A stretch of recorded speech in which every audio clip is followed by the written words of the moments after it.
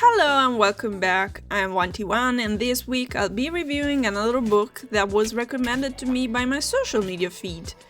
I guess I read anything that my social media feed throws at my face, so here we are. As usual, the content of this video reflects my own opinions, so take it with a grain of salt. Today I'm going to review another thriller. You may think I love thrillers, but that's not really the case. Well, not that I hate them, otherwise I wouldn't be reading them. I actually don't have a favorite book genre, but in the other video I mentioned that I'm a fan of true crime, so any story revolving around serial killers and murders is my jam. Please don't hate me for that. I'd also like to mention that, despite my opinion on the stories and writing styles, all these authors have my utmost respect and admiration, as they had the courage to put themselves out there, believe in their ideas and chase their dreams, so it's not something that everybody does, so kudos to them. That being said, let's dive into today's novel. The book I'm reviewing today is A Flicker in the Dark by Stacey Willingham. It's her debut novel, since she later released two other novels, All the Dangerous Things and Only If You're Lucky. A Flicker in the Dark was first published in the UK in 2022 by HarperCollins and first published in the US in 2022 by Minotaur Books. I have the UK edition. I don't know which books are available to purchase in stores where I live in Europe, but I think it's easier to get your hands on the UK edition. Also, I don't know if there exist differences between the UK and the US versions in this case. I think that different versions have different content, but I don't think there's any difference in this novel. The novel had a great success. It has an average of 4 stars out of almost 370,000 ratings on Goodreads. There will be spoilers, so forewarned is forearmed. The story is set in Baton Rouge, Louisiana in 2019, where a series of kidnappings and murders is taking place 20 years after the apprehension of a serial killer, Dick Davis. He was convicted for the murder of 6 teenage girls in Bridge, which is a town not too far away from Baton Rouge, and he has been in jail ever since. This is the premise of A Flicker in the Dark. The plot revolves around Chloe Davis. You may have noticed from her surname that she's the daughter of Dick Davis. She's a psychologist with a PhD and a little addiction.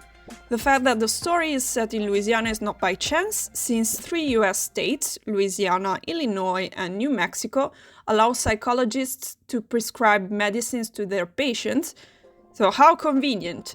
Chloe uses this privilege to illegally buy the meds by prescribing them to her fiancé Daniel Briggs. Her father allegedly killed 6 girls during the 90s when Chloe was 12. Everything happened in 3 months, which I don't know if it's likely. I mean, I did some research. It's not unheard of, but it's rare. Usually these kinds of crimes happen in the span of several months, if not decades. But then again, maybe he was committed to this game, I don't know.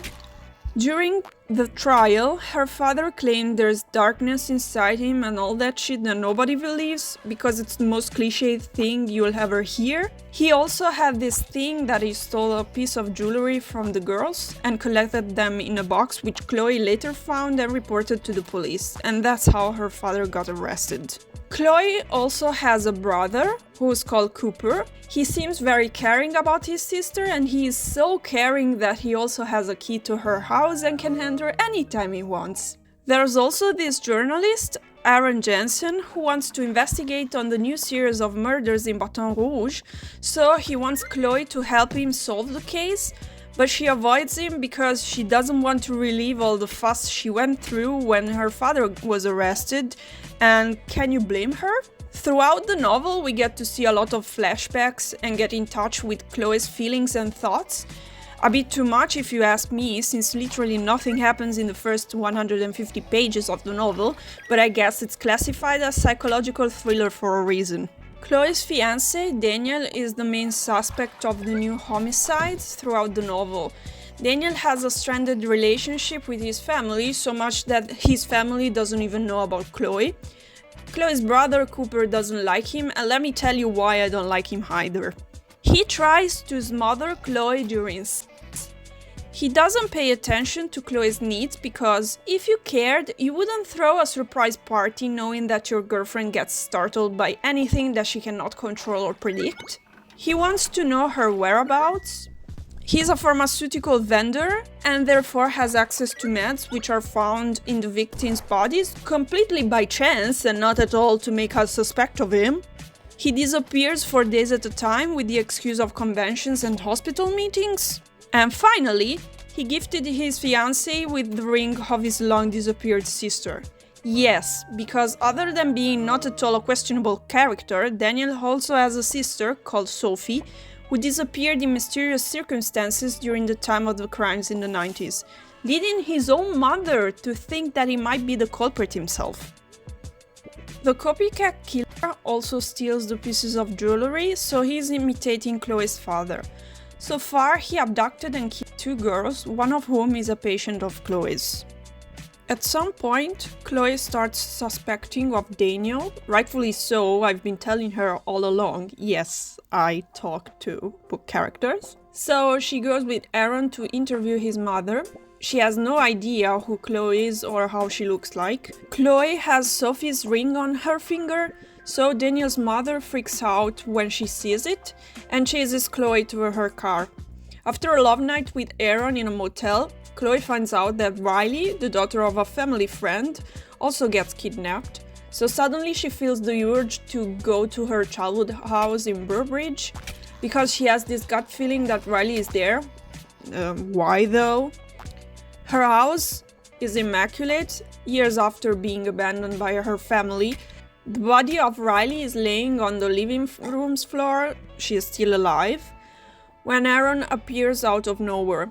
Turns out Aaron, real name is Tyler, is not a journalist, but he did the killings because somebody forced him to. Chloe spotted him when they were kids while he was snooping around her house looking for his inspirational figure, who turns out to be Cooper. Yes, the reasonably unsuspected culprit that the author pulled out of her nose because okay, plot twists, but this one is uncalled for. So, Chloe shoots and kills Aaron/Tyler, and Riley is now safe. Chloe talks to the police and then to Daniel. Apparently, during this time, Daniel got in touch with Chloe's father and discovered that Cooper tried to frame him as the culprit of the assassinations by planting evidence in her house. Cooper is also the Burbridge murderer, which doesn't make any sense because I can't figure out how police would not be able to identify a kid since Cooper was still a teenager when he killed the girls. I guess a teenager is still more fragile and doesn't face stress the same way an adult does. So, under pressure, he should have broken down. Apparently, he got away with it because his mother covered for him and his father agreed to take the blame. The motive? None. He did it just because he could. But he killed Lena, who is Chloe's childhood friend, because she realized what he was doing. Okay, I guess. I'm leaving out other details of the story which work towards the plot twist, but yeah, this is pretty much the story. Let's move on to what, in my opinion, are the strengths and weaknesses of A Flicker in the Dark. Let's start with the good aspects. So, first off, the premise. I'm not a thriller expert, but I think having the child of a serial killer as protagonist is an original idea. At least I've never heard of that. And that's about it with the good aspects of the novel. Let's move on to the bad aspects. First off, unlikeliness. If I did my math correctly, and I wouldn't swear on that, Cooper was 15 or 16 at the time of the murders. In 2019 he is 35. Either the police in Burbridge are careless, or the idea that a 16-year-old boy gets away with murdering 6 girls in 3 months is highly unlikely at best. The second aspect I didn't like is the red herring. A red herring is a plot twist device with which the author puts a false lead in the story to keep the reader distracted from what really matters. An example that came to my mind is Severus Snape in Harry Potter and the Philosopher's Stone, who distracts the protagonists from the real villain, who is Professor Quiller/Voldemort. Professor Snape functions as a red herring throughout the series. Same goes for Sirius Black in The Prisoner of Azkaban, keeping the attention away from Peter Pettigrew, or Karkaroff in The Goblet of Fire, being the decoy, so to speak, for Barty Crouch Jr. I mean, you get the idea. These red herrings all made sense in the end because they closed the circle. The red herring in A Flicker in the Dark is clearly Daniel, like totally in your face. Disappearing? Oh yeah, I was visiting your dad in prison because I figured out it was Cooper, because your dad let a fish live so he couldn't be possibly the killer, because he was concerned that you may be hurt so he couldn't possibly be the killer, because his last words before being arrested were, "Be good," and he was clearly talking to Cooper so he couldn't possibly be the killer. I was also visiting my sister. See, I didn't kill her, I saved her from my family, she lives in Mississippi now. I used the first murders as excuse to make her disappear. Being a farm rep and having easy access to the drugs which were found in the victims' bodies? No explanation. Putting his hands on Chloe's throat during sex? Just a kink. In my opinion, it's a bit of a reach. Also, Tyler is this deus ex machina or scapegoat, I don't know. I felt played and betrayed, but not in a way a red herring should do. I'm sorry, but this plot twist didn't really work for me. Bad aspect number 3, abuse of the word flicker. So, the novel is full of instances where the author uses the word flicker or variations on the theme. Yeah, some examples are the flicker of a television behind closed blinds, the lights from inside flick on, her eyes flickering past the sea of bodies bobbing together like waves, and these 3 instances are in the same chapter. He sighs, sucks down the rest of the cigarette, and flicks it over the railing. I watch his eyes flicker back to the house. We get it, girl, we get it. I mean, even the cover flickers, look at this. I actually find this super cool. In the end, I don't think A Flicker in the Dark is a terrible novel, especially considering that it's a debut work, but some aspects of the plot and especially the twist left me unsatisfied. I'll consider reading the other novels by Willingham when the time comes, so I have hope for that. I would have actually given 3 stars out of 5. I know I've been critical, but at least it's a readable book. So, why did I rate it 2 stars on Goodreads? Well, thanks to this marvelous quote that made it to the final draft. The air was warm and damp, like a hard-boiled egg burp. Pure poetry. And that's my review for A Flicker in the Dark by Stacey Willingham. Let me know down in the comments if you've read the book, what you think about it, or just post an egg emoji so I know you're there. Thank you so much for watching, be safe and take care of yourself. Ciao!